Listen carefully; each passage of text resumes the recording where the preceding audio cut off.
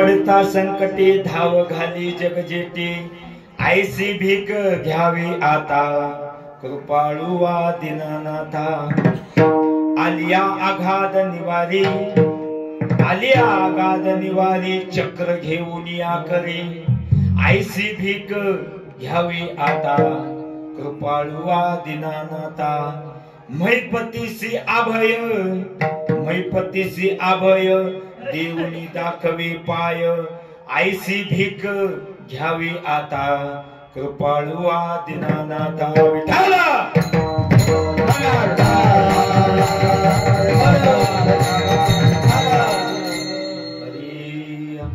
ओम नमो ज्यात्या वेद प्रतिपाद्या जय जय ससुविद्या आत्मरूपा देवा तुझी गणेशु सकलार्थमते प्रकाशु मने निवृत्ती दासु अवधारी जोजी श्री राधा मेरी स्वामिनी मैं राधे को दास जन्म जन्म मोहे श्री वृंदावन वास श्री राधा मेरी माँ कहे पिता मोरे घनश्याम उन दोनों के चरणों में मेरा कोटि कोटि प्रणाम पंढरीचा देवराया पंढरीचा देवराया दंडवत तुझे पाया दंडवत तुझे पाया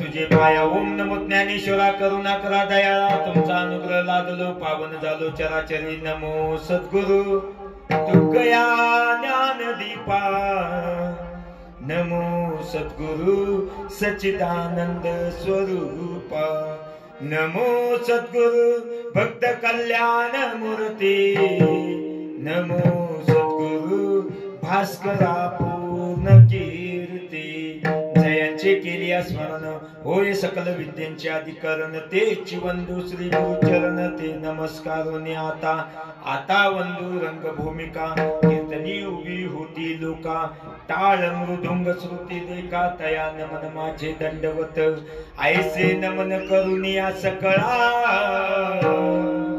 हरी कथा बोबडिया बोला अज्ञान म्हणून आपुल्या बाळा चालवी सकळा नामा मने शरण शरण हनुमंत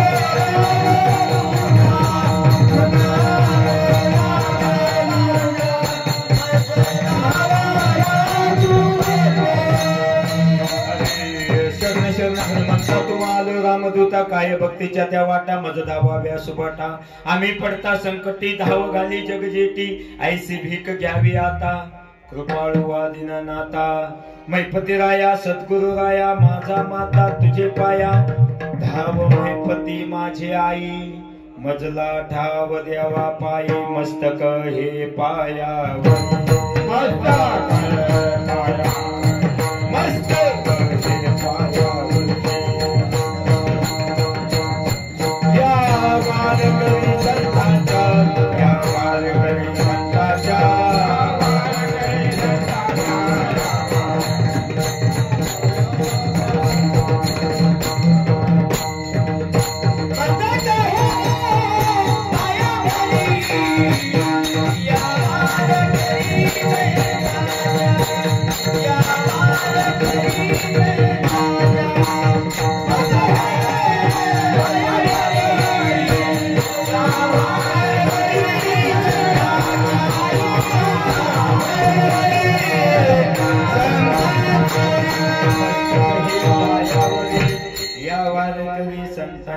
आम्ही पडता संकटी धाव घाली जगजेटी ऐसी भीक घ्यावी आता कृपाळू दीनानाथा प्रस्तुत प्राप्तस्थळी प्राप्त प्रसंगी कीर्तन रूपी सेवेकरता निवडलेला अभंग संत कवी मैपती महाराज यांचा 4 चरणाचा आणि भगवंताकडे मागणी मागणारा करुणा भागणारा अभंग सेवेकरता निवडलेला आहे विठ्ठल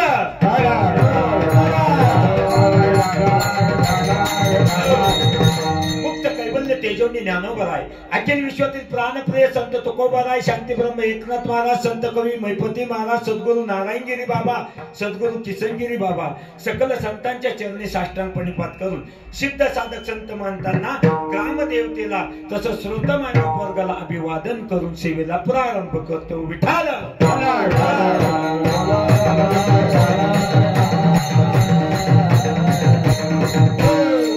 अभंग संत कवी मैपती महाराजांचा आहे मागणी पर अभंगातला आहे आणि सप्ताहाचा नियम असतो सप्ताहाच्या प्रथम दिवशी नामपर बोलावं आणि दुसऱ्या दिवसापासून 6व्या दिवसापर्यंत करुणापर भक्तीपर ज्ञानपर संतपर अनेक त्या ठिकाणी विषयावरती बोलता येतं पण काल्याच्या आदल्या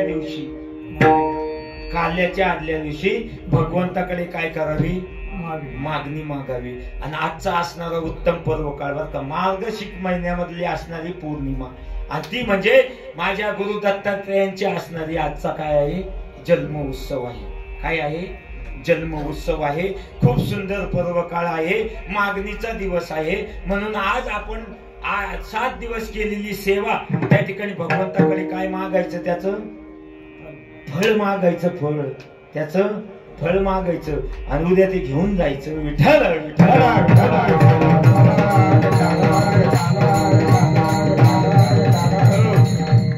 अभंग संत कवी मैपती महाराजांचा आहे सदर अभंगामधून संत कवी मैपती महाराज म्हणतात आम्ही पडता संकटी हे भगवंता हे देवा हे पांडुरंगा आम्ही संकटामध्ये पडलोय म्हणून तू माझी आई होऊन काय कर धाव घाली जगजेठी तू त्या ठिकाणी धाव घाल कारण की हे जगजेठी हे भगवान परमात्मा तू ज्या वेळेस तुझ्या भक्तावरती संकट आलंय त्या वेळेस तू काय झालाय धावून आलाय म्हणून आम्ही पडता संकटी धाव घाली जगजेठी भीक ऐसी भीक घ्यावी आता अशी मला भाग दे भीक दे देवा कारण की तू कोण आहे दयाळू आहे कृपावंत आहे ऐसी भीक घ्यावी आता कृपाळू दीनानाथा कारण की माझ्या मनामध्ये जी आस आहे ती पूर्ण कर ए मैपती बाबा त्या ठिकाणी भगवंताकडे आराधना करतात आणि म्हणतात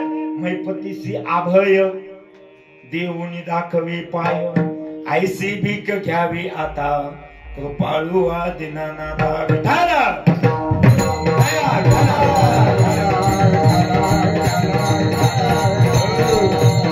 हा झाला अभंगाचा सरळ अर्थ संकल्पित वेळेमध्ये आपण या अभंगावरती चिंतन मांडणार आहोत तत्पूर्वी चाललेल्या कार्यसंबंधाबद्दल थोडासा परिहार देणं हे वक्त्याचं कर्तव्य असल्या कारणाने थोडासा परिहार तो असा की गेल्या अनेक वर्षापासून चालू असलेला अगदी आनंदाच्या आणि थाटामाटाच्या वातावरणामध्ये चालू असलेला हा श्री गुरुचरित्र पारायण 16वा अखंड हरिनाम सप्ताह वर्ष 44 आणि या 44व्या वर्षाची असणारी जागराची सेवा माझ्यासारख्या साध्या वारकऱ्याकडे आलेल्या विठ्ठल विठ्ठल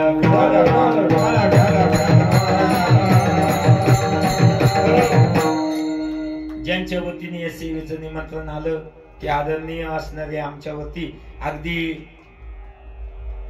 कायम नितांत प्रेम करत असणारे, कायम ज्यांचा आम्हाला फोन असतो, विचारपूस असती, असे असणारे आदरणीय टिंकल काका, त्यांच्या वतीने फोन आला आणि तुम्हा सज्जन माय बापाचं दर्शन विठ्ठल विठ्ठल. कारण की काका सोयरीत जमवत असताना कोणीतरी मध्यस्थी असावा आणि आता लय वातावरण होते, लय बायडाटी जरा महाराज आमच्या मोबाईल मध्ये काय सांगावं. महाराज तुम्ही फिरता, आम्ही चांगलं फिरतो. ऐका ऐका ऐका, सोयरी करत असताना कोणीतरी मध्यस्थी असावा. माऊली हाय 22 तारखेला आता, मग नाही तर ती सोयरी मोडली जाते. किती नवरदेवाच्या बापाची आणि नवरीच्या बापाची भेट घालून द्या, पण मध्यस्थी जर नसला ना तर ती सोयरी फिसकटती. म्हणून असे असणारे आपल्या सर्वांचे असणारे मध्यस्थी काकांच्या वतीने फोन आला. तुम्हा सज्जन माय बापाचं दर्शन या कीर्तनरूपी सेवेला शृंगारित करण्यासाठी या ठिकाणी महाराष्ट्रामध्ये ज्यांचं नाव लौकिक आहे असे दिग्गज असणारे गायनाचार्य, मृदुंगाचार्य या ठिकाणी उपस्थित आहे. सर्वांच्या चरणी साष्टांग प्रणिपात करतो. ज्यांनी सुंदर अशी चाल गायली ते आदरणीय असणारे गायनाचार्य हरिभक्त परायण गणेश महाराज पोले. बरोबर आहे बाबा? बरोबर. बाबांचं आमचं पहिलीच भेट आहे, म्हणून आदरणीय गणेश महाराज, सुंदर आवाज आहे, त्यांच्यासाठी एकदा टाळ्या वाजवा. महाराज आम्ही आल्या आल्या ओळखत असतो. त्यांचा जसा सुंदर आवाज आहे ना, त्यांचा स्वभाव सुद्धा तसाच गोड आहे असं मी सांगतो. आणि असं तुम्हाला ते 8 दिवस प्रचिती आली असेल, म्हणून त्या ठिकाणी अगदी गोड स्वभाव आहे गणेश महाराज. त्यांच्या नावातच गणेश आहे, कारण की आपल्या प्रत्येक कार्याचा आरंभच त्यांनी होतोय. अहो 10व्याला जरी गेलो तरी श्री गणेश आहे शिवाय सुरुवातच नाही महाराज. म्हणून आदरणीय गणेश महाराजांच्या चरणी साष्टांग प्रणिपात करतो.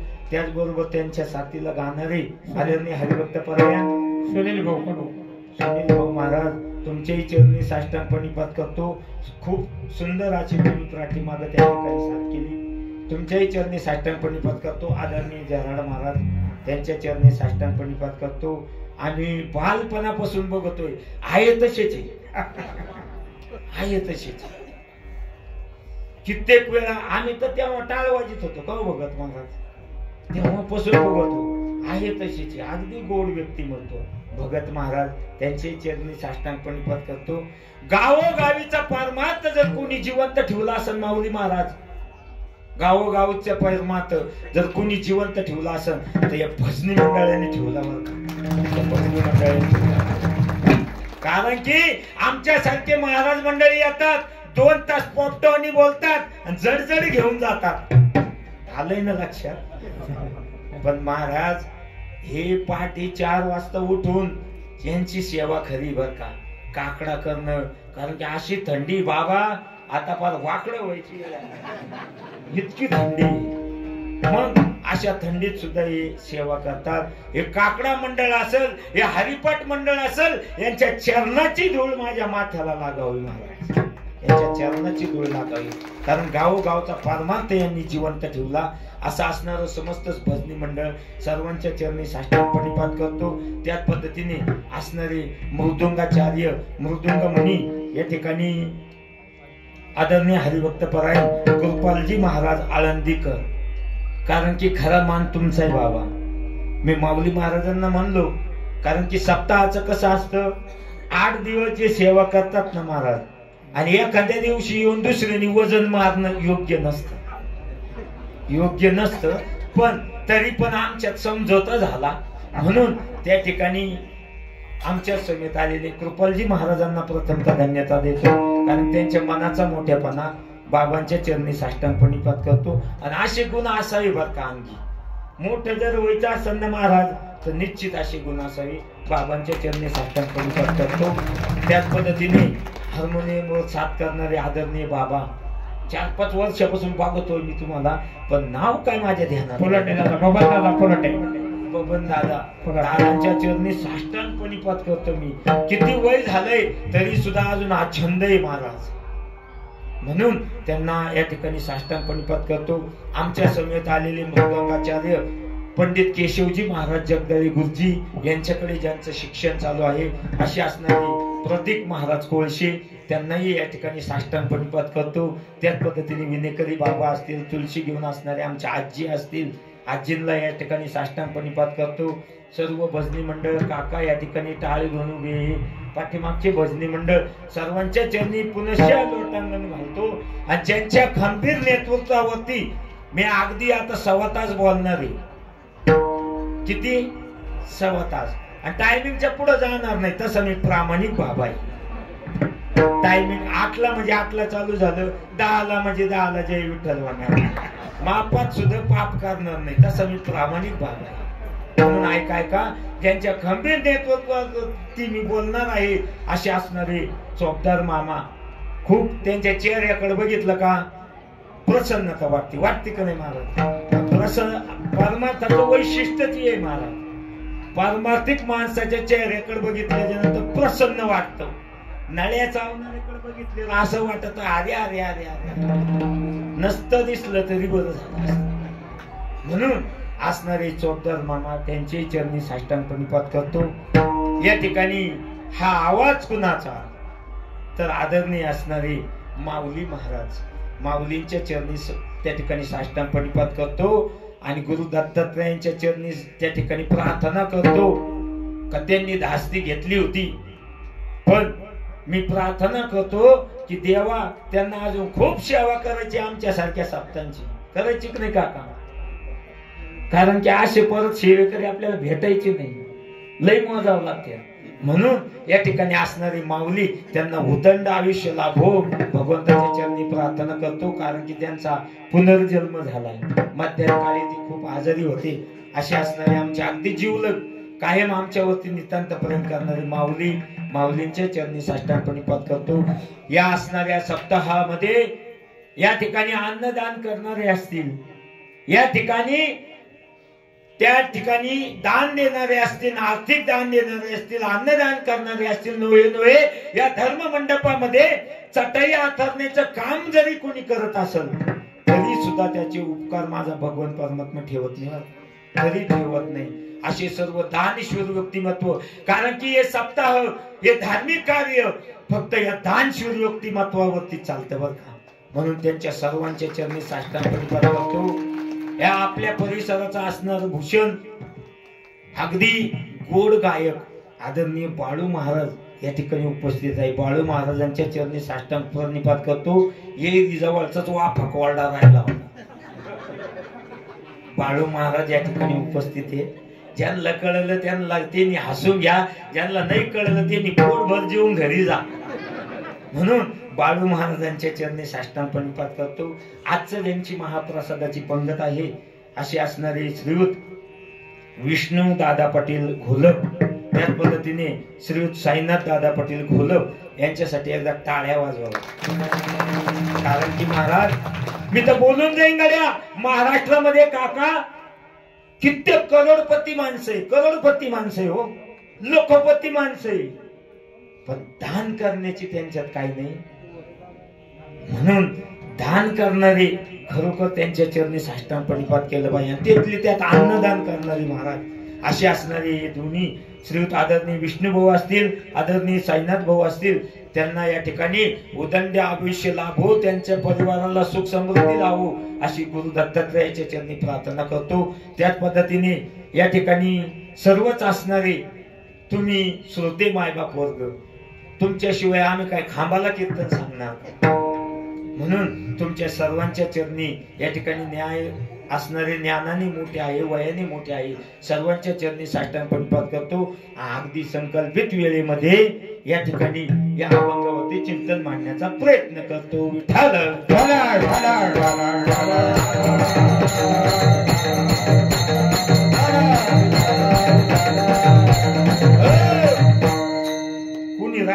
काका शूटिंग काढणारे असतील सर्वांच्या चरणी साष्टांग प्रणिपात करतो. कुणी राहिलं नाही ना आता नाही. आणि मग तुमचं नाव घ्यायला मी काय तुमची जरी राहिले असले तर. म्हणून या ठिकाणी अगदी 1 तास राहिलाय. सर्वांगाचे कान करून ऐका.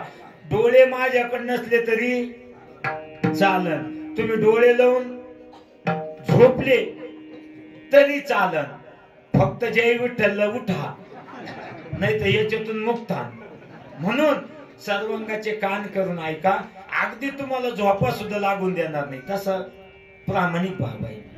त्या ठिकाणी तुम्हाला झोपा लागून देणार नाही आणि तुम्हाला लय उधळून टाकणार नाही. म्हणून ऐका. अगदी गोड चिंतन मी 1 तासभर त्या ठिकाणी तुम्हाला सांगणार आहे. अभंग संत कवी महिपती महाराजांचा आहे. आजचा असणारा पवित्र दिवस आहे. मार्गशीर्ष महिन्यामधली असणारी पौर्णिमा, गुरु दत्तात्रेयांचा असणारा जन्म उत्सव आपण सकाळी साजरा केलेला आहे. कथाही ऐकली असेल, ऐकली ना? का जाऊ स्पर्श करू? ऐकली ना? ऐका. जेव्हा या पृथ्वीवरती काहीच नव्हतं, सर्व जलमय होती. आणि जलमय असताना भगवान विष्णूच्या असणाऱ्या नाभी कमळातून ब्रह्मदेवाचा जन्म झाला. कोणाचा? ब्रह्मदेवाचा जन्म झाला. आणि ब्रह्मदेवाला त्या ठिकाणी सृष्टी निर्माण करण्याची काय दिली? जबाबदारी दिली. मुलं ऐका माझ्याकडे, ऐका. तसं बघितलं ना, आता कीर्तनामध्ये डिस्टर्ब करायला फक्त 2च. काय? एक म्हणजे मोबाईल, दुसरं म्हणजे पोर. कार्यक्रमाचा पचका करायला पोर आणि कार्यक्रमाची शोभा आणायला सुद्धा मुलं, बर का. म्हणून मी पोरांना कधीच माऊली काही बोलत नाही. काहून बोलत नाही? हे आपल्या पुढले राहते. कसे पुढे राहते? ऐका. आत्ताच दौंडला कार्यक्रमाला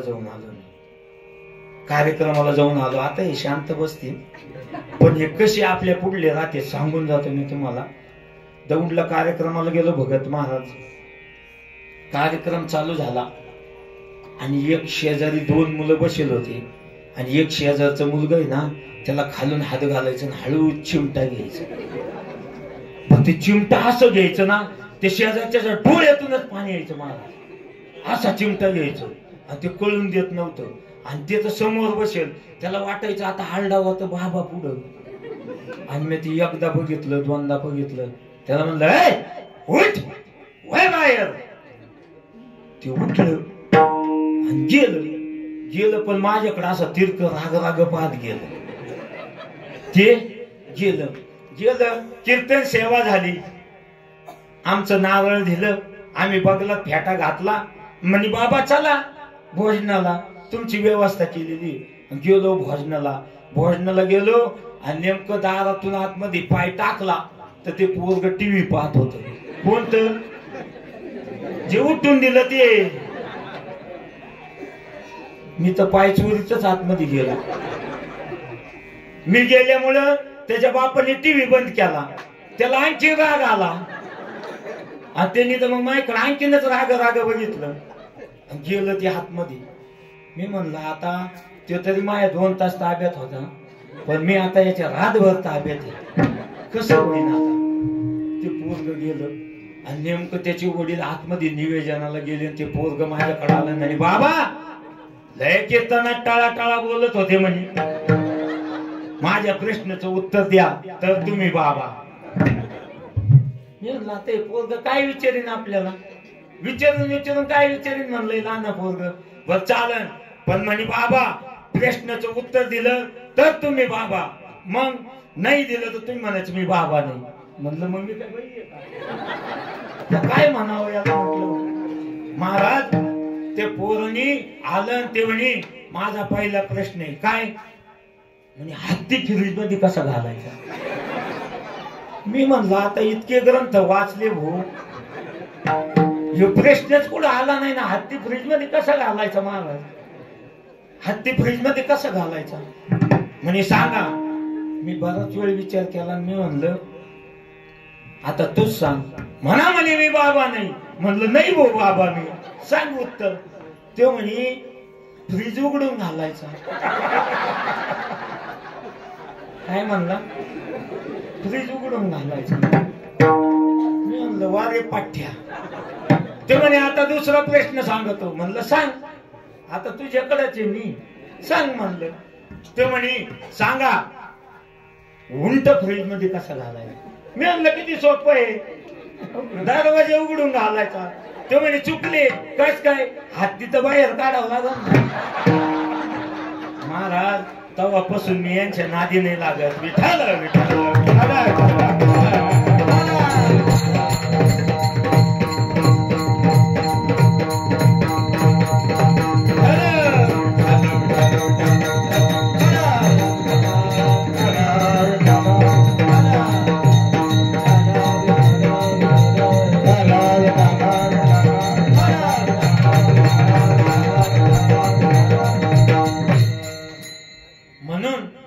कीर्तनाचा पाचका करायला कोण आहे? मुलं आहे. आणि दुसरं म्हणजे मोबाईल आहे. पण कार्यक्रमाला शोभा सुद्धा त्यांच्याशिवाय नाही बर का. म्हणून आता शांत बसा बर का. आता शांत बसा. ब्रह्मदेवाला उत्पत्ती करण्याचं काम दिलं. बरोबर इथंच होतो ना आपण. गाडी कुठं तिथंच या ना. ब्रह्मदेवाला उत्पत्ती करण्याचं काम दिलं. त्या ठिकाणी माऊली ज्ञानोबाराय म्हणतात सृष्टीचे उपक्रमा पूर्वी विरोत्तमा वेडा ऐसा ब्रह्मा एकला होता. एकलाच होता ब्रह्मदेव. त्या ठिकाणी ब्रह्मदेवानी सृष्टी उत्पन्न करण्यास सुरुवात केली. ब्रह्मदेवाला 7 पुत्र निर्माण केले. त्यामध्ये असणारा 7वा मुलगा ते म्हणजे आत्री ऋषी. कोण? आत्री ऋषी. या ठिकाणी ते आत्री ऋषीला या ठिकाणी मृत्यू लोकामध्ये पाठवलं. ते आत्री ऋषी असे तपस्वी होते महाराज. त्यांची असणारी भार्या पत्नी म्हणजे अनुसया माता. ती अनुसया माता इतकी पतीची सेवा करत होती महाराज. इतकी पतीची सेवा करत होती. इतकी पतीची सेवा करत होती तर त्या अनुसया मातेने प्रतिवर्तेच्या महिमेने त्या ठिकाणी सूर्याला थांब म्हणली तर सूर्य थांबत होता. सूर्याला थांब म्हणलं तर थांबत होता. कारण की प्रतिवर्तेचा महिमाच तसा आहे महाराज. म्हणून शास्त्र असं सांगतंय का पत्नीना दररोज 5 मिनिटं का व्हायना पतीचे पाय दाबावेत. बाबा मी पहिलं सांगतो, आत्ताच नाही सांगत. पत्नीना किमान 5 मिनिटं का व्हायना संध्याकाळी पतीचे पाय दाबावेत. कारण शास्त्र सांगतंय जी पत्नी आपल्या पतीचे पाय दाबते त्यांच्या घरी अखंड लक्ष्मी नांदते. काय? अखंड लक्ष्मी नांदते. शास्त्रातून सांगतो, मनाने सांगणार नाही, तसा प्रामाणिक भाव आहे. म्हणून त्या ठिकाणी आता ते पहिल्या पत्न्या दाबीत होत्या महाराज. आता जर पत्नी जर पाय दाबायला लागली तर ती पाय दाबता दाबता हात दाबीन, हात दाबता दाबता नरड दाबीन महाराज. म्हणून त्या ठिकाणी प्रतिवर्तेचा महिमा होता. अनुसया अशी प्रतिवर्ता होती महाराज, अशी प्रतिवर्ता होती. त्यांच्या आश्रमातून कधी कुणी विनमुख जात नव्हतं. कधीच कुणी विनमुख जात नव्हतं महाराज. आणि शास्त्र सांगतंय ज्याच्या घरी गेल्याच्या नंतर आपल्याला पाणी चहा जर विचारला नाही तर त्याच्या घरी परत जाऊ नाही. का? जिस घर पे उस घर पे जाना न चाहिए, जिस घर पे मान सम्मान ना हो. त्यांच्या घरी परत जाऊ सुद्धा नाही महाराज. कारण की अतिथी जर विनमुख गेला तर तो आपलं काय घेऊन जात असतो? पुण्य घेऊन जात असतो, पुण्य. म्हणून अतिथी जर आला ना, अतिथी कोणला म्हणावं ते अगोदर सांगतो. फोन करून येतो तो पाहुणा, फोन करून येतो तो पाहुणा. कारण फोन केले पुढे चांगली व्यवस्था होती. म्हणून फोन करून येतो तो पाहुणा आणि विगर आमंत्रणाचा येतो तो अतिथी. आणि त्या अतिथीला विनमुख जाऊ देऊ नये. आणि ती परंपरा अनुसया मातेची होती महाराज. असणाऱ्या आत्री ऋषीच्या आश्रमातून कधी कोणी विनमुख गेलं नाही महाराज. कधीच कोणी विनमुख गेलं नाही. एक दिवसाचा प्रसंग, नारद महर्षी आश्रमामध्ये आले महाराज. आणि नारद महर्षीला त्या असणाऱ्या अनुसया मातेचा प्रतिवर्तेचा महिमा कळाला. नारद महर्षी स्वर्गात गेले आणि पहिले ब्रह्मदेवाकडे गेले. तिथे सावित्री माता ब्रह्मदेवाचे पाय चेपत होती. काय? पाय चेपत होती.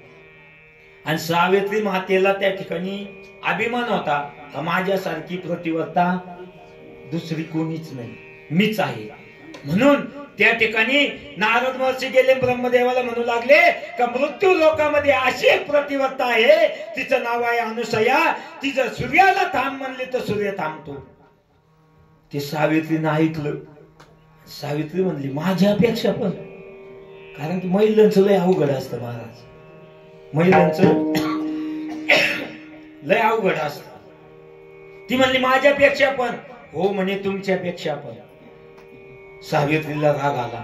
तीच कथा त्यांनी पुढं विष्णूपाशी सांगितली. लक्ष्मीला राग आला.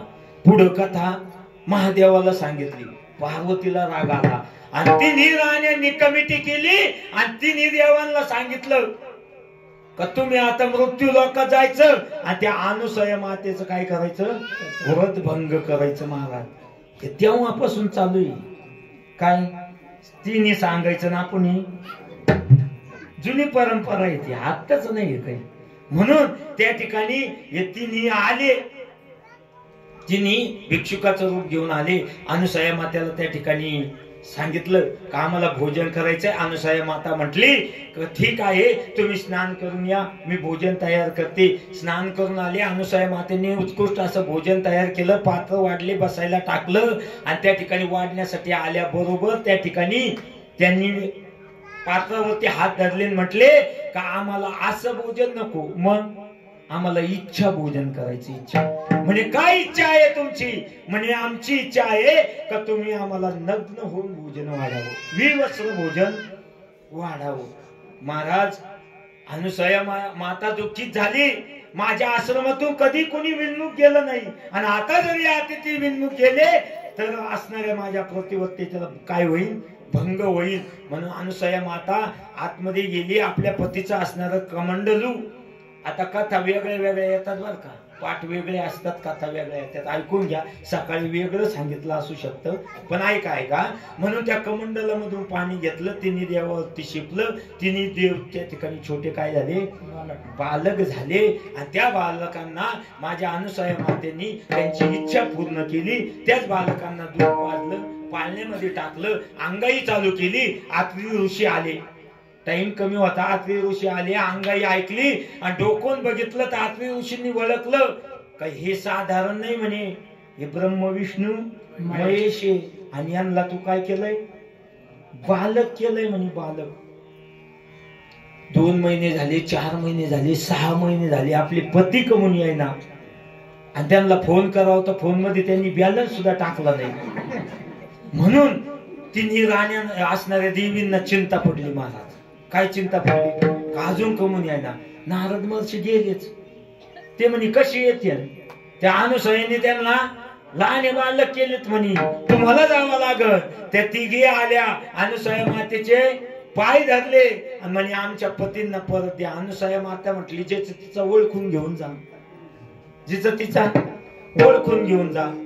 त्या ठिकाणी लक्ष्मी माता पुढे झाली आणि पाळण्यात डोकवलं तर तिन्ही बाळक सारखेच बाळू. महाराज मग जर आता उचलायला जावं आणि जर नेमकं ब्रह्मदेव हातात आले मग आमचं प्रतिवत्त भंग होईल ना, ओळखूच आहे ना. महाराज शेवटी परत अनुसया मातेला त्या ठिकाणी त्यांनी चरण धरले आणि त्या अनुसया मातेने परत तिन्ही देवांना प्रगट केलं आणि त्या तिन्ही देवांनी अनुसया मातेला त्या ठिकाणी व अनुसया मातेने वर मागितला की माझी अशी इच्छा आहे का तुम्ही तिन्ही देवांनी माझ्या घरी अखंड राहावं, अशी इच्छा प्रकट केली. आणि तेच असणारी ब्रह्मा विष्णू महेश अजून पण या ठिकाणी मृत्यू लोकामध्ये माझ्या अनुसयाच्या ठिकाणी असणारी या ठिकाणी प्रगट आहे.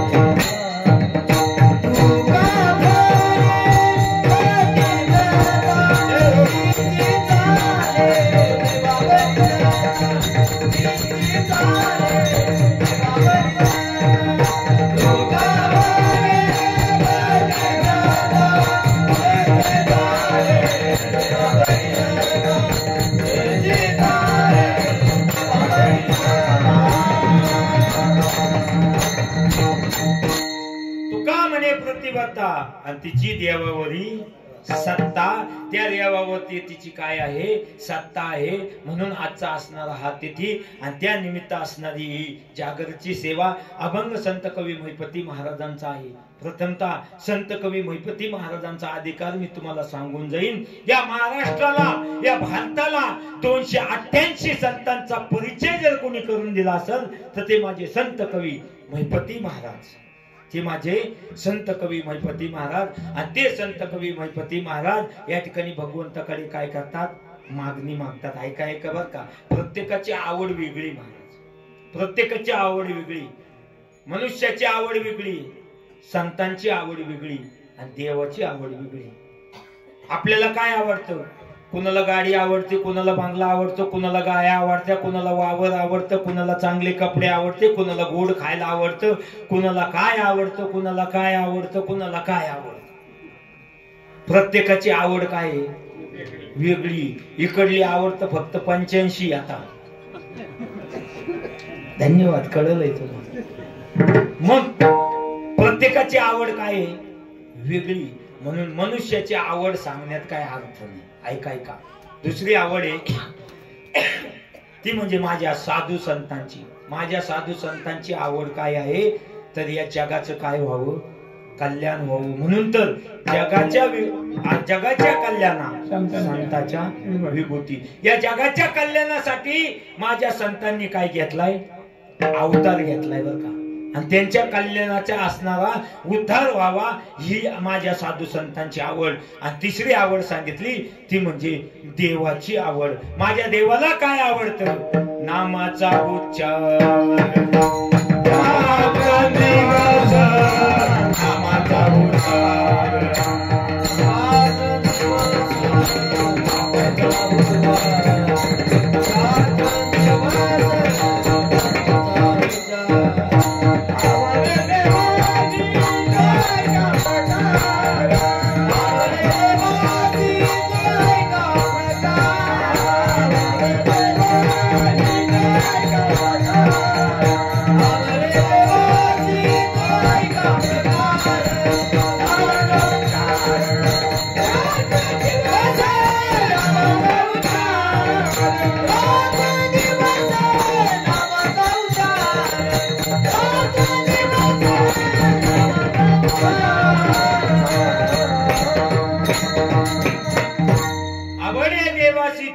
प्रकार काय? नामाचा उच्चार रात्रंदिवस. माझ्या भगवंताला त्या ठिकाणी नामस्मरण केलेलं आवडतं महाराज. म्हणून या जगामध्ये त्या ठिकाणी 4 गोष्टी सांगितल्यात बरं का. ऐका, कोणत्या 4 गोष्टी सांगितल्यात? समाज जिंकायचा असेल तर बोलणं गोड असावं. समाज जिंकायचा बोलणं गोड असावं. शत्रू जिंकायचा कपट असावं. शत्रू जिंकायचा कपट असावं. पत्नी जिंकायची पैसा असावा. मित्र जिंकायचा सत्यत्व असावी. आणि देव जिंकायचा भाव असावा. विठ्ठल विठ्ठल. समाज जिंकायचा बोलणं गोड असावं. इतकं गोड असावं महाराज, तोंडामध्ये साखर आणि डोक्यावरती बर्फ असावं. इतकं गोड असावं. नाही तर धासकटावणी जर बोलले ना तर कोणी जवळ येत नाही महाराज. म्हणून समाज जिंकायचा तर बोलणं गोड असावं महाराज. इतकं गोड असावं ना तर जशी गुळाची भेली असती ना, त्या मुंगळ्यांना आमंत्रण नाही द्यावं लागत का इकडे या, मग आपोआप ते वासाने येते. इतकं गोड असावं बरं का माणसाने. आपण जाऊन उभे राहिल्याच्या नंतर किमान 4-10 माणसं आपल्या शेजारी येऊन उभे राहावे. इतकं माणसानी गोड असावं. असं जगावं महाराज, असं जगावं का जेणेकरून आपली बातमी कळताच 4-10 लोकांच्या टचकन डोळ्यात नाही तर तिने नाही म्हणावं बरं झालं. असं नाही जगू महाराज. किमान 4-10 लोकांनी आपल्या गावामध्ये फ्लॅक्स लावावे. असं जीवन जगावं. अहो 728 वर्ष झाले माझ्या माऊली ज्ञानोबा जाऊन, तरी सुद्धा अजून कीर्ती शिल्लक आहे. नोये नोये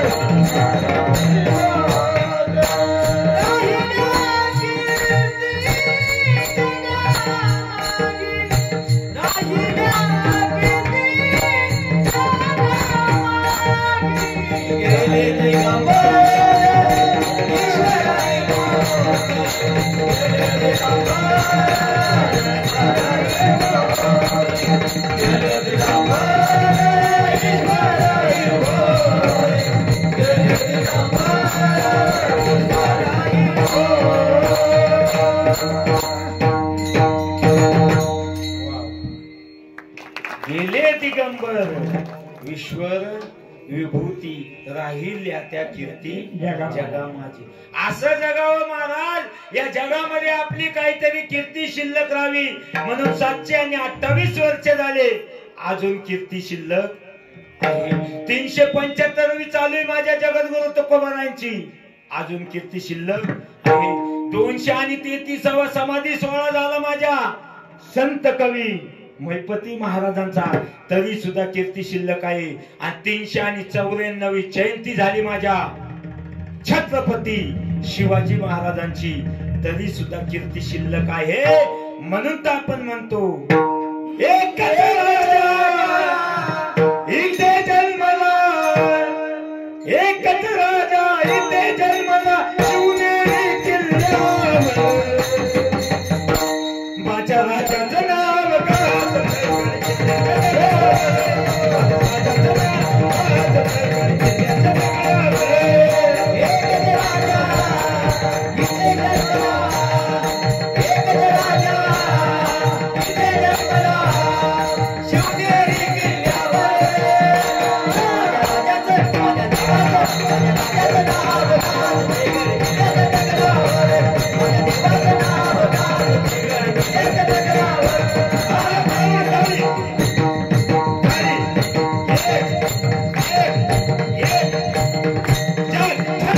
शिवाजी महाराजांमुळे आपण स्वाभिमानाने जगतोय. ज्या छत्रपती शिवाजी महाराजांमुळे आपण दान करून जगतोय. ज्या छत्रपती शिवाजी महाराजांमुळे आपल्या मंदिरावरती पताका झळकतात. ज्या छत्रपती शिवाजी महाराजांमुळे आपल्या आया बहिणींची इज्जत सुरक्षित आहे, त्या छत्रपती शिवाजी महाराजांसाठी आपण एक टाळी वाजवू शकत नाही.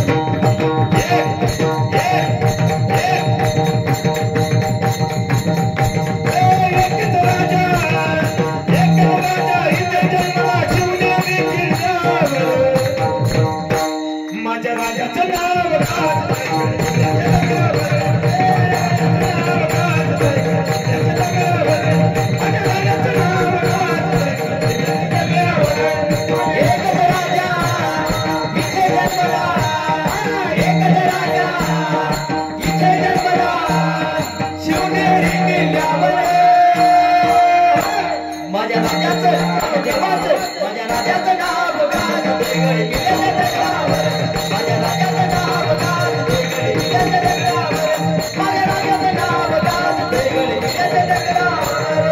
छत्रपती शिवाजी महाराज की, संत कवी महिपती महाराज की.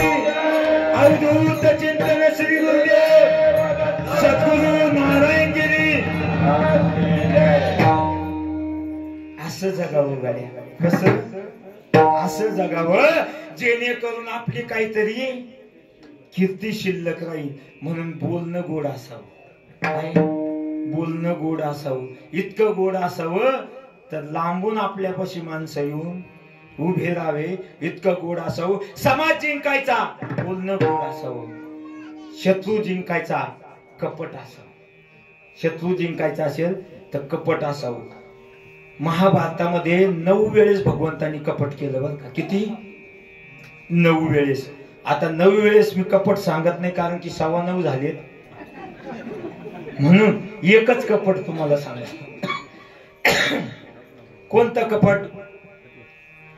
एक वेळेस दुर्योधनाला वज्रदेही होण्याची इच्छा झाली. काय? वज्रदेही गुरुमुखाच्या असणाऱ्या, गुरुमुखातून ऐकलेला दृष्टांत आहे. वज्रदेही होण्याची इच्छा झाली आणि असणारा दुर्योधन त्या ठिकाणी द्रोणाचार्यांकडे गेला आणि त्या ठिकाणी त्यांना म्हटला का मला वज्रदेही व्हायचं. त्यावेळेस ते म्हटले, हे बघ मी तर काय तुला वज्रदेही करू शकत नाही म्हणे, पण तुला वज्रदेही होण्यासाठी मार्ग सांगतो म्हणे. काय म्हणे? तू युधिष्ठिरकडे जाय म्हणे. धर्मराजाकडे जाय म्हणे. कोणाकडे? धर्मराजाकडे जाय.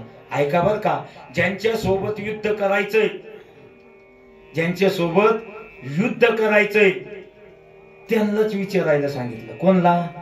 धर्मराजाला. त्या ठिकाणी दुर्योधन धर्मराजाकडे गेला. गेल्याच्या नंतर म्हणे दादा मला वज्रदेही होण्याची इच्छा झाली. धर्मराजा, तो धर्मराजा होता महाराज, त्याला माहित होतं दुर्योधन जर वज्रदेही झाला तर आपण युद्धामध्ये हरू. तरी पण धर्मराजाची नीती होती महाराज, धर्मराजा सत्यवादी होते, एकदाही खोटं बोलले नाही. म्हणून त्या ठिकाणी धर्मराजा म्हणले दुर्योधना मी तर काय तुला वज्रदेही करू शकत नाही बर का, पण तुला वज्रदेही होण्याचा मार्ग सांगतो म्हणे. काय? तुझी जी आई आहे ना, आई काय नाव तिचं? गांधारी. गांधारी, अफगाणिस्तानची गांधारी. तुझी जी आई आहे ना म्हणे, तिला आपला पती अंध आहे हे समजल्या बरोबर तिनं डोळ्यावरती पट्टी बांधली विवाहाच्या अगोदर. कधी? हे तुम्ही फक्त ऐकून ठेवा. विवाहाच्या अगोदर डोळ्यावरती पट्टी बांधली. तिच्या डोळ्यामध्ये असं तेज निर्माण झालेलं आहे म्हणे, तिनं जर तुझ्याकडे बघितलं ना तर तुझं शरीर काय होईल म्हणे? वज्रदेही होईल म्हणे. ठीक आहे म्हणे. गेला आईकड म्हणे आई मला वज्रदेही होण्याची इच्छा झाली म्हणे. गांधारी म्हणली काय हरकत नाही म्हणे, उद्या सकाळी स्नान करून तू माझ्याकडे ये म्हणे, पण येत असताना विवस्त्र ये म्हणे. मी तुला डोक्यापासून पायापर्यंत निहाळते आणि मी बघितल्याच्या नंतर तुझं शरीर काय होईल? वज्र होईल म्हणे. ठीक आहे म्हणे. सकाळी भल्या पहाटेच दुर्योधन उठला, कारण त्याला काय व्हायचं होतं? वज्रदेही व्हायचं होतं महाराज. भल्या पहाटेच उठला. नेहमी 8ला उठायचा, पण 4लाच उठला. 4ला उठला आणि स्नानाला गेला महाराज. पण भगवंताला चिंता पडली. काय? आता जर हा वज्रदेही झाला तर पांडव युद्धामध्ये हारतील आणि शेवटी काय होईल? त्या ठिकाणी पांडवांचा पराजय होईल. म्हणून विठ्ठल विठ्ठल म्हणून माझ्या भगवंतांनी कपट केलं. काय? मायाचं रूप घेतलं आणि ज्या रस्त्यावरून त्या ठिकाणी दुर्योधन स्नान करून येत होता त्या रस्त्यावरती येऊन उभा राहिला. दुर्योधन आला आणि दुर्योधनाला म्हटला अरे बाळा कुठं चाललं रे म्हणे. म्हणे माझ्या आईकडे चाललंय म्हणे. आणि म्हणे विना वस्त्राचा? हो म्हणे माझ्या आईनं मला बघितलं माझं शरीर वज्रदेही होणार आहे. अरे म्हणे ठीक आहे, पण तू एवढा मोठा घोडमा झाला म्हणे आणि आईकडे विना वस्त्राचा चालला म्हणे, किमान लज्जेचा भाग तर झाकून घेशील का नाही? म्हणे मग काय करू? काय नाही म्हणे मी पुष्पहार आणलेला आहे म्हणे, एवढा पुष्पहार बांध. महाराज भगवंतांनी कपट केलं आणि त्या दुर्योधनाने ऐकलं, पुष्पहार बांधला. गेला त्या ठिकाणी गांधारींनी पट्टी सोडली, दुर्योधनाला डोक्यापासून पायापर्यंत निहाळलं आणि पाहत असताना मध्ये नेमकं पुष्पहार दिसला. गांधारी म्हणली दुर्योधना अरे अरे अरे अरे म्हणे तुला रस्त्यात कोणी भेटलं होतं का? म्हणे हा एक माळी भेटला होता. अरे म्हण तिथंच घात झाला, तिथंच घात झाला. म्हणे काय झालं? म्हणे त्यांनी काय म्हणला? तो म्हणला अरे एवढा मोठा घोडमा झाला ना आईकडे विना वस्त्राचा चालला का? एवढा पुष्पहार बांध म्हणे. बांधला. म्हणे दुर्योधना तुझं सगळं शरीर वज्र झालंय, पण तुझ्या मांडीचा भाग त्या ठिकाणी वज्र झालेला नाही. युद्धाला प्रारंभ झाला महाराज. युद्धामध्ये सर्व सैन्य मरू लागलं. त्या ठिकाणी भीमदादा गदेने त्या ठिकाणी दुर्योधनाला हाणत होता, पण भीमानी गदा हाणावी आणि ती गदा वरती उडावी. भीमानी गदा हाणावी आणि ती गदा वरती उडावी. भगवान त्या ठिकाणी पाहत होते. भगवंतानी भीमाला आवाज दिला, अरे भीमा त्याच्या मांडीवर गदा हाण म्हणे. कुठं? मांडीवर. भीम म्हणला देवा युद्धाचा नियम आहे, कमराच्या खाली गदा मारायची नाही. अरे म्हणे हान मांडीवर. नाही देवा युद्धाचा नियम आहे. अरे मी सांगतो हान गदा मांडीवर. भीमानी मांडीवरती गदा मारली. दुर्योधन मेला. माझा दृष्टांत संपला. कपटेन शत्रू. देवानी कपट केलं. शत्रू जिंकायचा असेल तर कपट करा. भार्या पत्नी जिंकायची असेल तर पैसा पाहिजे. पत्नी जिंकावी अशी वाटत असेल तर पैसा पाहिजे. तुमची सुंदरता काही कामाची नाही महाराज, काही कामाची नाही. तुम्ही सगळे आम्हाला एवढे सुंदर म्हणत असताल, पण आम्ही सुद्धा घरी गेल्याच्या नंतर नारळ पाकिट दिल्याशिवाय, हातात दिल्याशिवाय नाही महाराज. पत्नी जिंकायची असेल तर पैसा. ऐका ऐका. आणि चौथं सांगितलं मी तुम्हाला, देव जिंकावा वाटत असेल तर देवाला फक्त भावच लागतो.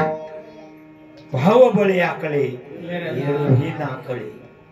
म्हणून देव जिंकावा वाटत असेल तर भाव, आणि तो भाव माझ्या संत कवी महिपती महाराजांच्या मध्ये होता. तो भाव माझ्या संत कवी महिपती महाराजांमध्ये होता. एक दिवसाचा प्रसंग, जसं पंढरपूरला वारी जात होती, जशी पैठणला वारी जात होती, तशी आळंदीला पण वारी जात होती. आणि त्या आळंदीच्या वारीला संत कवी महिपती महाराज काही वारकऱ्यांसमेत चालले. जात असताना जवळा म्हणून गावे, मधल्या मार्गाने जावळा म्हणून गावे, त्या गावामध्ये मुक्काम होता. संध्याकाळी मुक्कामाच्या ठिकाणी गेले, हरिपाठ झाला, हरि कीर्तन झालं, आणि त्या ठिकाणी पंक्तीची सामुग्री झाली, हरि कीर्तनाला प्रारंभ झाला. ऐका बर का, महिपती महाराज विना घेऊन उभे राहिले, हरि कीर्तनाला प्रारंभ झाला, पंचपदी झाली. सुंदर अशी गणेश महाराज जशी चाल म्हणली अशी चाल झाली.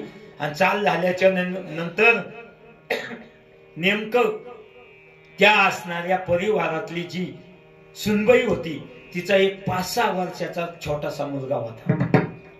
आणि ती सुनबाई कीर्तन ऐकण्यासाठी त्या मुलाला घेऊन येऊन बसली. पण ऐका काय प्रसंग घडला. अचानक त्या 5 वर्षाच्या मुलाला फणफणून ताप आला, फणफणून ताप आला.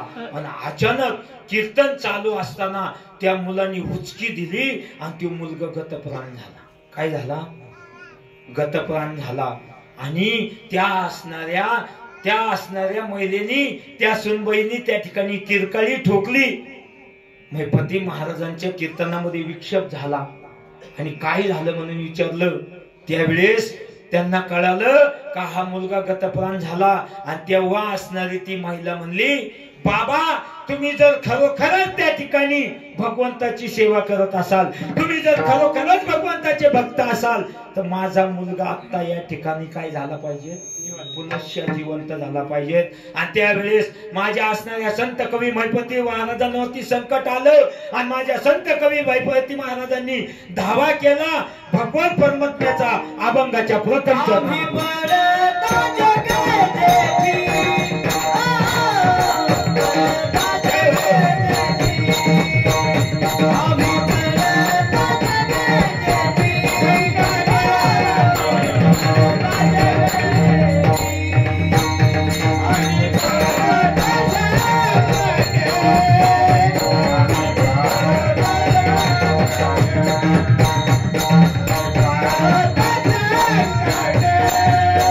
Oh,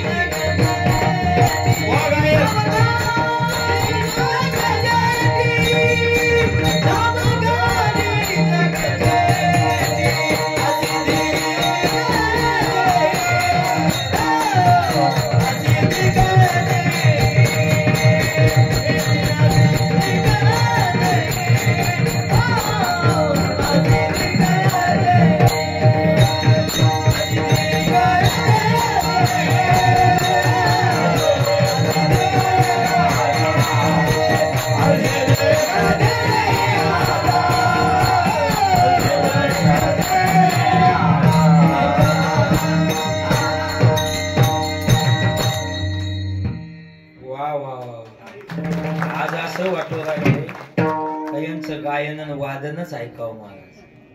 छान. गणेश महाराज धन्यवाद धन्यवाद.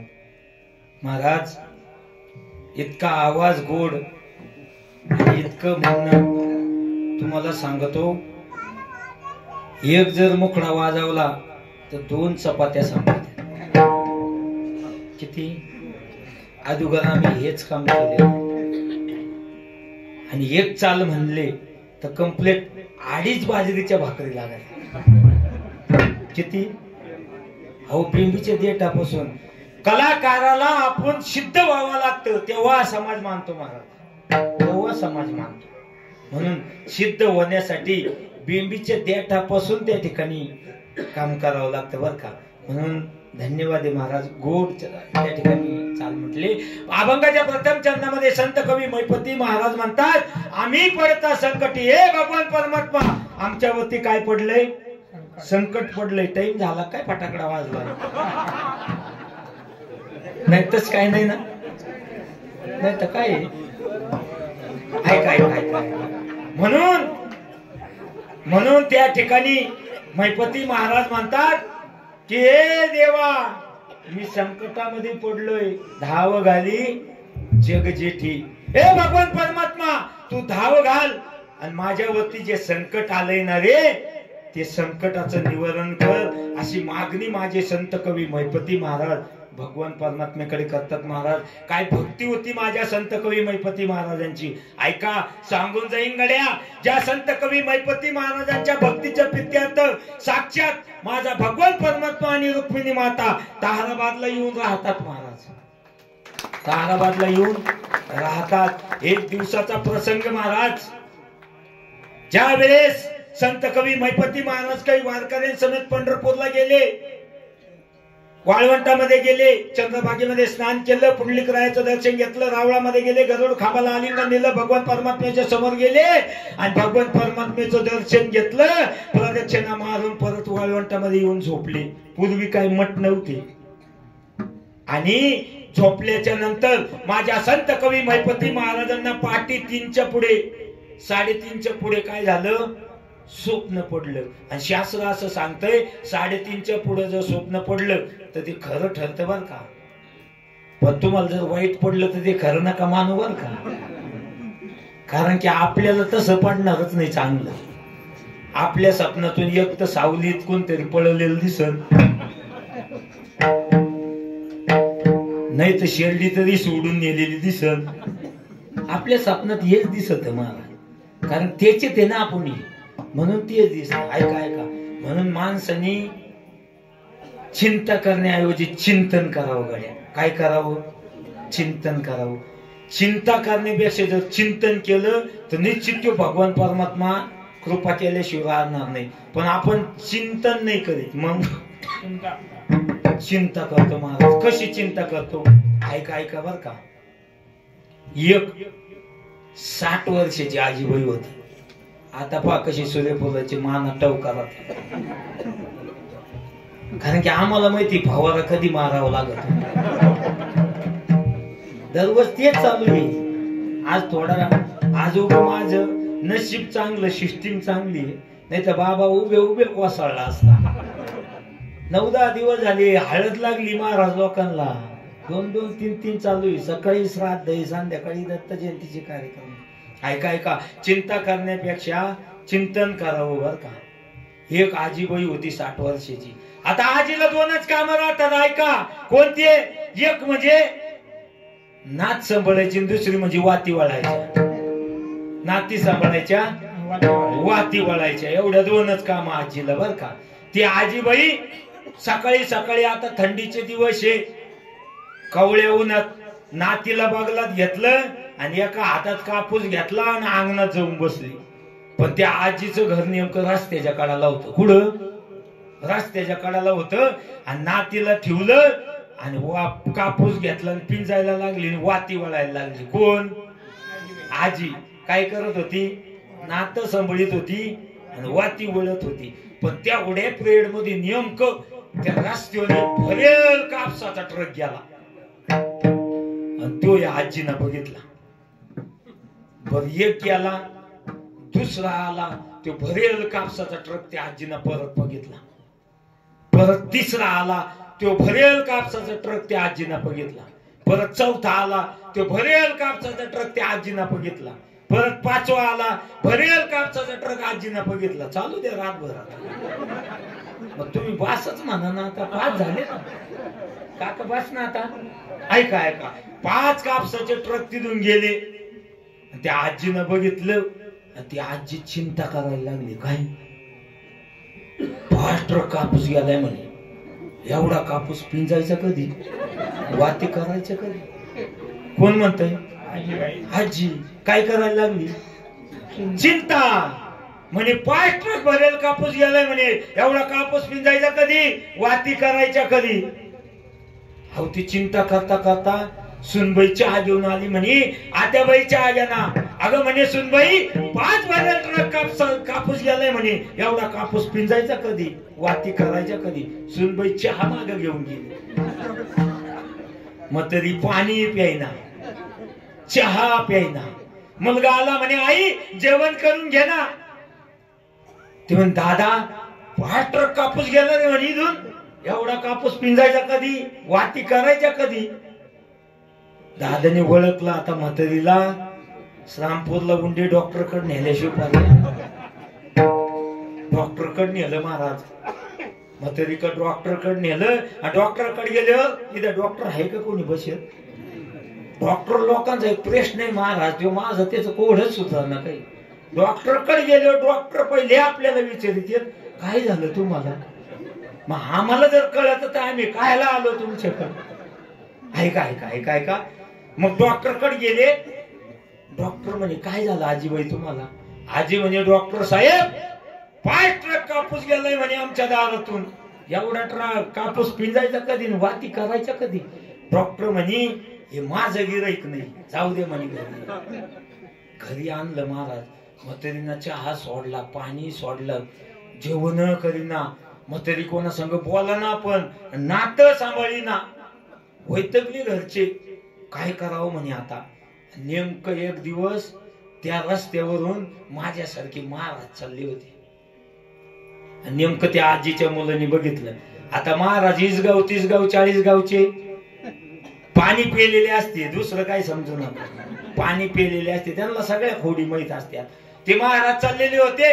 नेमकं त्या मुलाचा परिचय होता. आणि तो मुलगा म्हणला ओ महाराज ये चहा घ्यायला.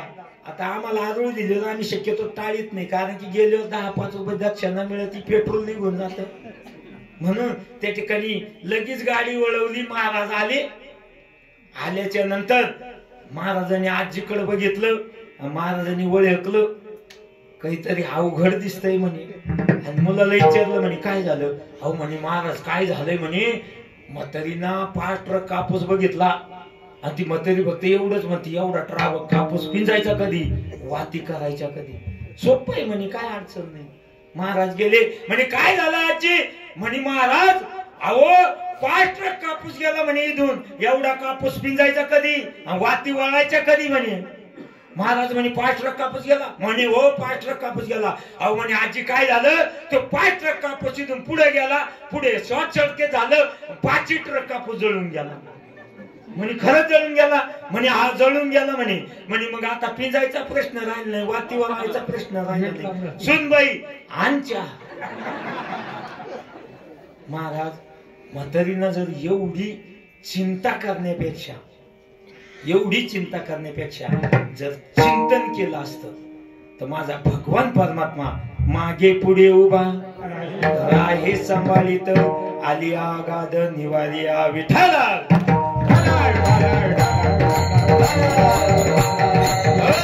माझे संत कवी मैपती महाराज वाळवंटामध्ये जाऊन झोपले. पहाटे 3:30च्या वेळेस त्यांना स्वप्न पडलं. इथंच होतो ना आपण, गाडी पुढे जाऊ महाराज, ट्रॅकवरच येणार. म्हणून 3:30 वाजता स्वप्न पडलं. आणि स्वप्नामध्ये साक्षात माझा भगवान परमात्मा रुक्मिणी माता आले. आणि भगवान परमात्मा म्हटले मैपती राया मला तुमच्या ताहराबादला यायचंय. कुठं? ताहराबादला यायचंय. तुम्ही स्नानाला गेल्याच्या नंतर पुंडलिकरायाच्या मंदिराच्या समोर गेल्याच्या नंतर माझ्या वालुकामय मूर्ती तुम्हाला त्या ठिकाणी प्राप्त होतील. मला तेवढं ताहराबादला घेऊन जा गाड्या. खडबडून उठले महाराज. महिपती महाराज उठले, झोप लागेना. शेवटी स्नानासाठी गेले, पुंडलिकरायाच्या मंदिरासमोर गेले आणि गेल्याबरोबर आणि स्नानाचा पण विधी सांगितलाय बर का. स्नानाचा पण विधी सांगितलाय. जाऊ दे आता एका चरणावर समाधान मानू आपण. ऐका, स्नानाचा विधी सांगून जातो तुम्हाला. कारण की बरेचसे जण या ठिकाणी गंगेच्या स्नानाला जातात, अनेक स्नानाला जातात. स्नान करायला जाताना 3:30च्या पुढे कोणत्याही तीर्थक्षेत्रामध्ये जावं बर का. शास्त्र सांगत का तर 3:30 पर्यंत ते तीर्थ झोपलेलं असतं.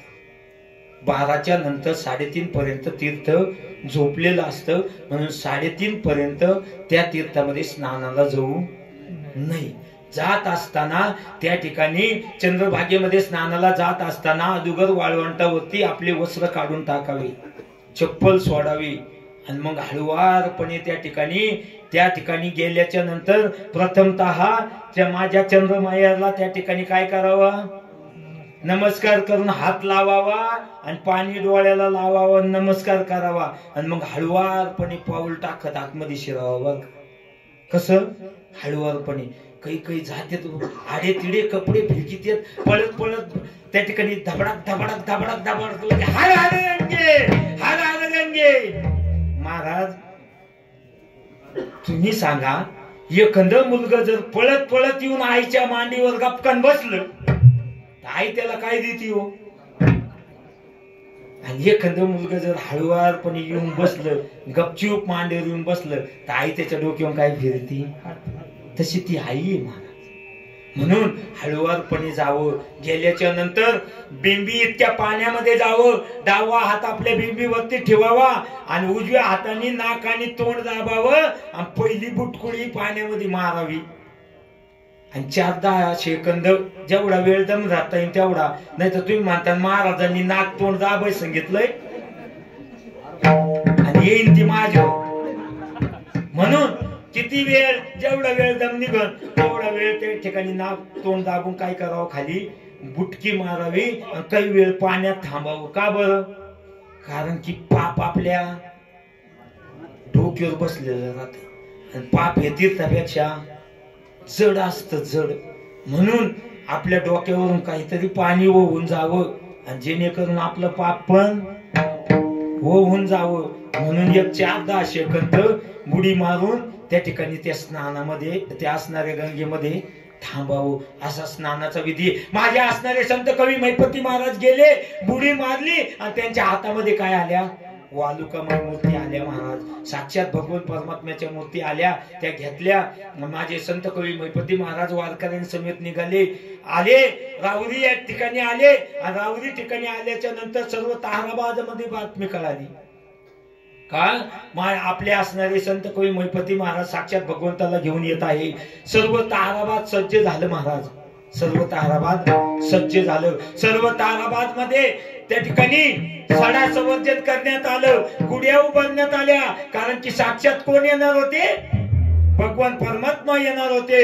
आणि सर्व वारकरी असणारे ताहराबादच्या घाटापर्यंत त्या ठिकाणी माझ्या भगवंताला घ्यायला आले आणि सर्व वारकरी त्या ठिकाणी आनंदाने म्हणू लागले, आले पांडुरंग, आले आले आले आले पांडुरंग ताराबाद नगरीला. आनंद झाला सर्व भक्तगणांना, आनंद झाला सर्व भक्तगणांना,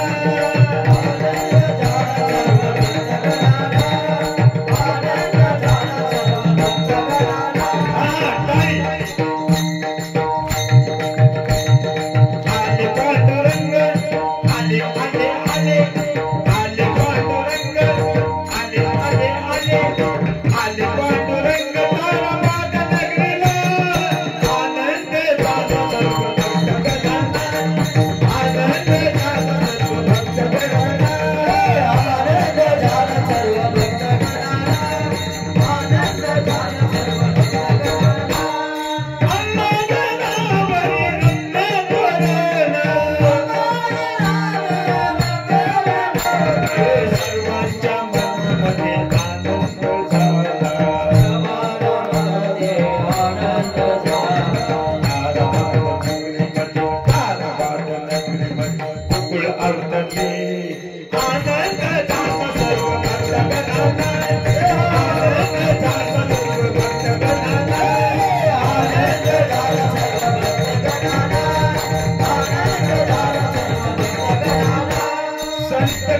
महिपती महाराज अवधूत चिंतन श्री गुरुदेव.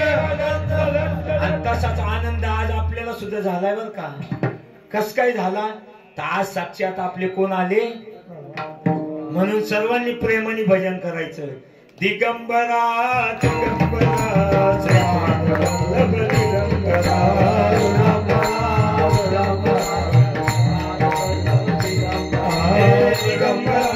दिगंबरा श्रीपाद वल्लभ दिगंबरा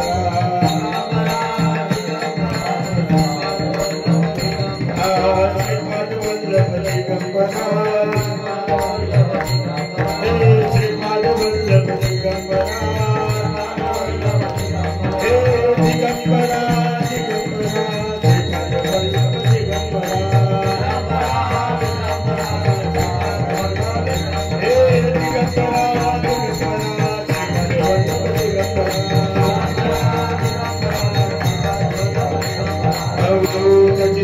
श्री गुरुदेव. अशी असणारे माझ्या संत कवी महिपती महाराजांची काय होती भक्ती होती. भक्ती म्हणून ऐका असा चमत्कार झाला. ज्या असणाऱ्या महिलेच्या मांडीवरती ते 5 वर्षाचं असणारं बालक काय झालं होतं गतप्राण झालं होतं. जसं झोपेतून मुलगा उठावं जसं झोपेतून मुलगा उठावं तसं त्या असणाऱ्या स्त्रीच्या मांडीवरती ते मुलग उठून बसलं. आणि माझे संत कवी महिपती महाराज पुन्हा माझ्या भगवंताला भीक मागू लागले अभंगाच्या वृत्ती चरणामध्ये. अशी भीक दे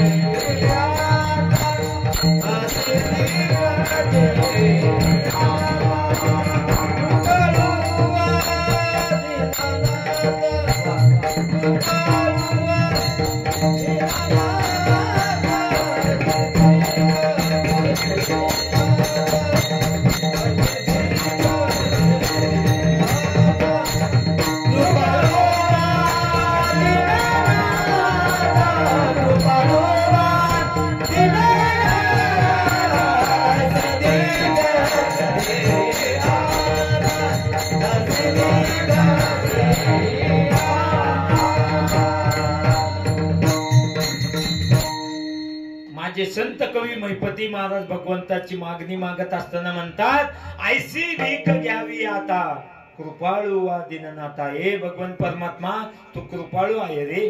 तू दीननाथ आहे. तू दीन दुबल्यांचा दाता आहे. कारण की हे भगवंत परमात्मा ज्या ज्या वेळेस संतावरती संकट आलं त्या त्या वेळेस तू निवारण केलं. म्हणून ऐसी भीक घ्यावी आता कृपाळू वा दीननाथा. हे भगवंत परमात्मा मला अशी भीक दे आणि माझं संकट काय कर निवारण कर. कारण की हे संकट निवारण तू कोणाकोणाचं केलं. अहो द्रौपदीला त्या ठिकाणी अनंत वस्त्र पुरवले. पांडवांना रक्षागृहातून वाचवलं. प्रल्हादाला अग्नीपासून वाचवलं. माझ्या सर्व साधू संतांचं काम केलं. सजन कसायला मास विकू लागला. सावता माळ्याला खुरपू लागला. नरहरी सोनाराला घडू फुंकू लागला. माझ्या सर्व साधू संतांचं तू काम केलं. चोखा महाराजाच्या बायकोचं नीचातलं नीच काम बाळत पण तू केलंय. म्हणून हे भगवंत परमात्मा ऐसी भीक घ्यावी आता कृपाळू वा दीननाथा. विठाला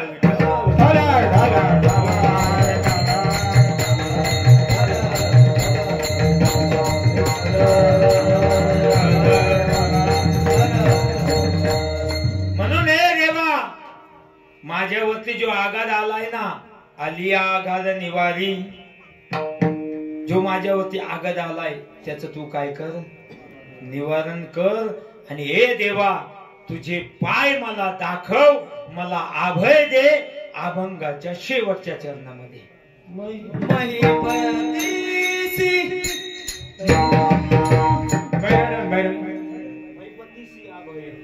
महिपतीसी अभय देऊनी दाखवी पाय.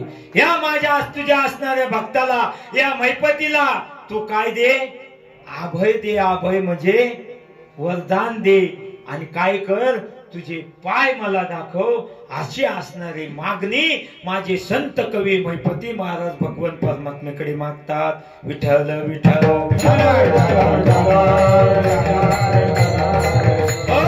आणि तीच मागणी आज आपण सर्व असणारे या ठिकाणी धर्म मंडपामध्ये बसणारे वारकरी भगवंताकडे मागणार आहोत. हे भगवान परमात्मा आम्हाला सर्वांना दीर्घ आयुष्य लाभो, सुख समृद्धी लाभो आणि आमचं उत्तर कार्य परमार्थात जावो, आमच्या हातून दान धर्म घडो. पुढल्या वर्षी यष्ट्रपंथीचे नाव यावो, म्हणा ना यावो, यष्ट्रपंथीचे नाव यावो, अशी मागणी त्या भगवंताकडे मागूया. सर्वांनी वरती हात करायचे, प्रेमाने भजन करायचं. विठोबा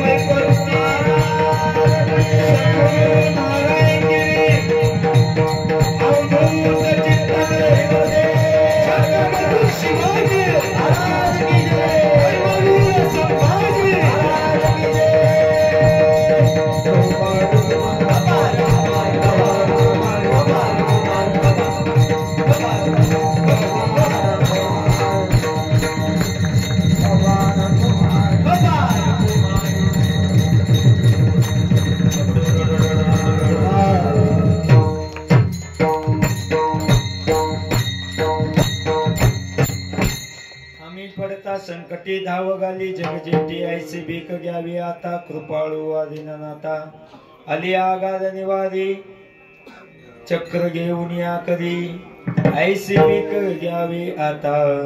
कृपाळू आदिनाथा मै पती से अभय, मै पती से अभय देवनी दाखवी पाय.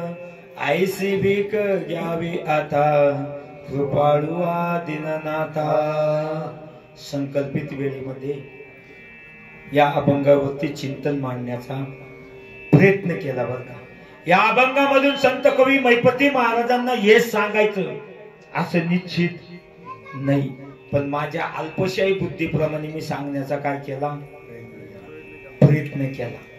फक्त काय केला, प्रयत्न केला. जे काही बरोबर असन ते माझे गुरुवारी हरिभक्तपरायण बाळकृष्ण महाराज कांबळे ताराबादकर आणि माझ्या आई वडिलांचा आशीर्वाद आहे. जे काही चुकीचं असेल ते माझ्या बुद्धीचा दोष आहे. जे काही बरोबर असेल या कीर्तनातलं ते तुमच्या बरोबर घेऊन जा. चुकलेलं माझं मला परत द्या.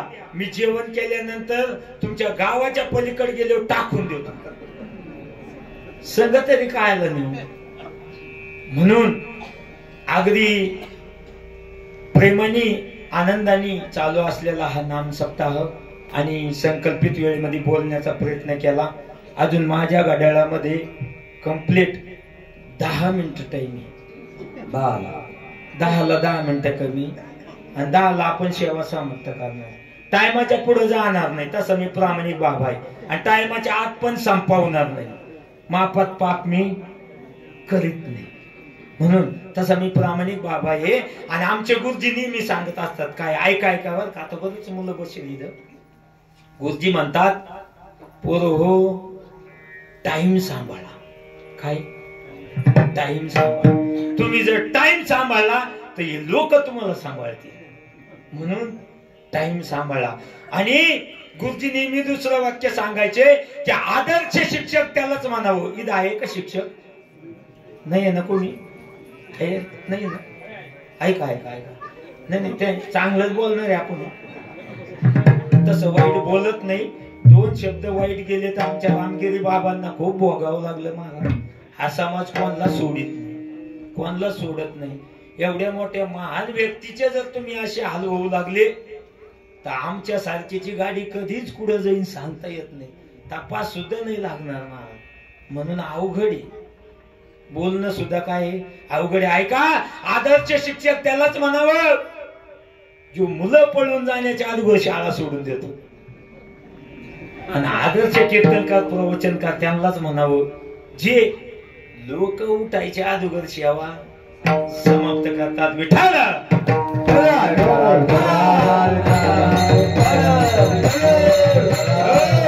म्हणून अगदी किती आता 6-7 मिनिटं राहिले असतील. मी तुम्हाला गेल्या 1.5 तासापासून फक्त एवढंच म्हणतो का माझ्या भगवान परमात्म्याकडे महिपती रायांनी काय मागितली?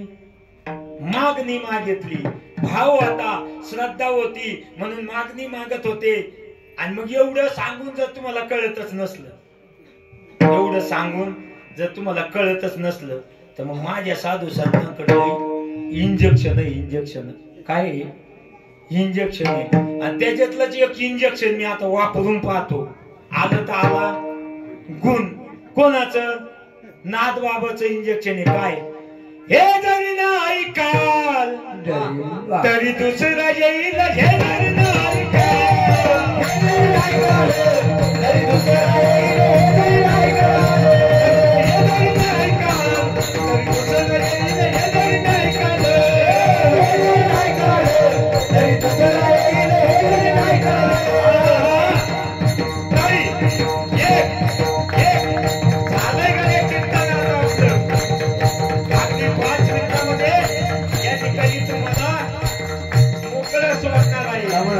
म्हणून प्रेमाने माझ्या भगवंतासाठी माझ्या संत कवी महिपती महाराजांसाठी सद्गुरू असणारे दत्तात्रेय रायांसाठी सद्गुरू असणारे नारायणगिरी बाबांसाठी एक टाळी. हे जरी नाही काल तरी दुसरं येईल. हे जरी नाही काल तरी दुसरं येईल. हे जरी नाही काल सरद सेवती भा काळ बांधून देईल. सरद सेवती भा काळ बांधून देईल. सरद सेवती भा एकाच्या नाथाने आमचे काय बाजाईल.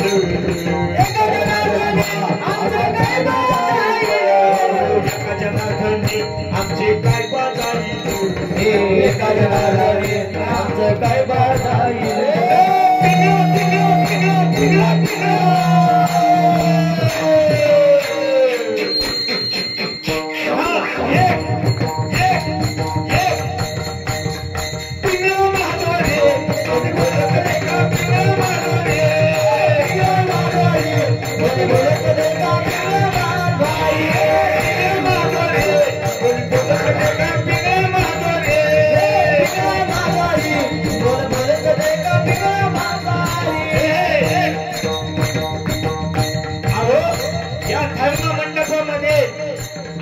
घेण्यासाठी कधीच नाचून कमावली. कारण की त्या डीजे पुढे वरती हात करून नाचण्यापेक्षा माझ्या भगवंताच्या मंडपामध्ये जर नाचलं ना तर निश्चित त्याला आनंद झाल्याशिवाय राहणार नाही.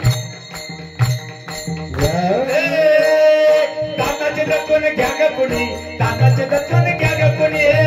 दाताचे दत्तने घ्या ग कोणी. दाताचे दत्तने घ्या ग कोणी. दाताचे दत्तने घ्या ग कोणी. कुंकू घ्या कोणी काळामणी. कुंकू घ्या कोणी काळामणी. कुंकू घ्या कोणी काळामणी. कुंकू घ्या कोणी काळामणी. कुंकू घ्या कोणी काळामणी.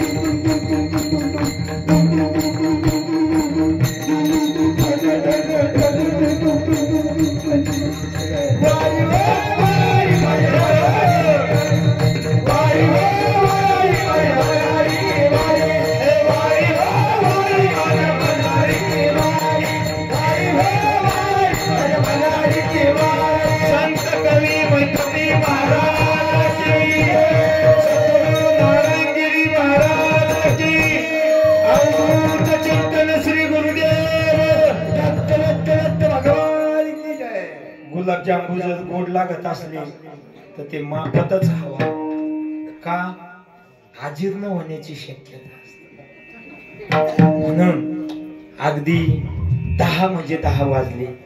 झालेली सेवा अनंत कोटी ब्रह्मांड नायक भगवान परमात्म्याच्या चरणी तुम्हा स्वतः मायबाप वर्गांच्या चरणी समर्पित करतो आणि झालेल्या सेवेला याच ठिकाणी पूर्ण विराम देतो.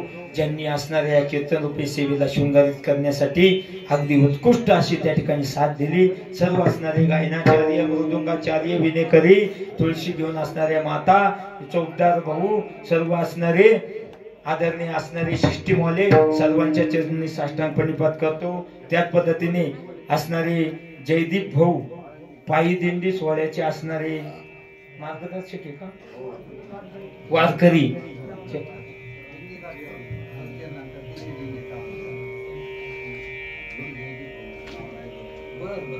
आदरणीय श्रीयुत जगदीश भाऊ,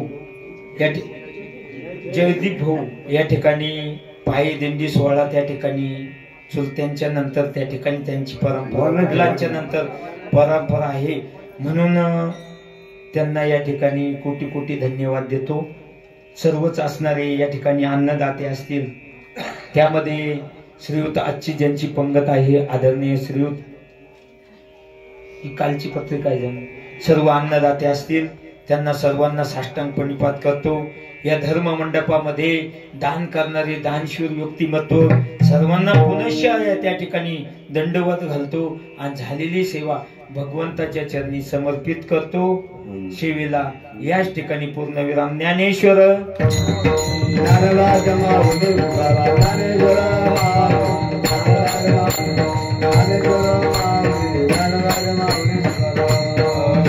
जय विठ्ठल, जय विठ्ठल,